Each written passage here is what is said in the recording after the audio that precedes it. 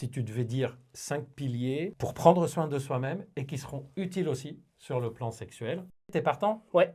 Premier pilier, tu dirais quoi? Moi, je dirais le travail cardio, développer son endurance. Effectivement, pendant les rapports sexuels, on a besoin de l'endurance. D'ailleurs, je rappelle souvent qu'un acte sexuel, pour le cœur, c'est l'équivalent de monter 2 étages à pied. Quelqu'un qui est capable de monter 2 étages à pied, on sait que le cœur, il va supporter l'activité sexuelle. Si on fait un peu une gradation suivant les âges, les niveaux, pour que tout le monde puisse s'y retrouver, moi je dirais le premier exercice basique, ça va être 20 à 30 minutes de marche, 5 fois par semaine, La avoir un bon circulation début sanguin, sanguine, une bonne la pression, une bonne respiration. érection. Oui, Donc après, ce qu'on peut faire, une fois que ça c'est acquis pour passer un peu à l'étape supérieure, ben on remplace cette marche par peut-être de la course à pied, de la natation, du vélo. Le cœur va battre plus vite, donc ça peut être l'étape un petit peu au-dessus. Et donc ce qu'on peut faire, c'est se dire qu'on prend par exemple 30 secondes d'un exercice un peu de fitness, des burpees, tu vois, on se met oui. au sol, à plat ventre, on se relève, 30 secondes de travail, 30 secondes de repos, on alterne ça pendant 10 minutes, et je trouve que ça rappelle ce moment où Il y a une on a quelque accélération chose un en peu arrêt. intense,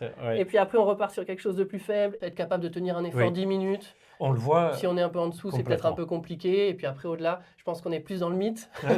Exactement.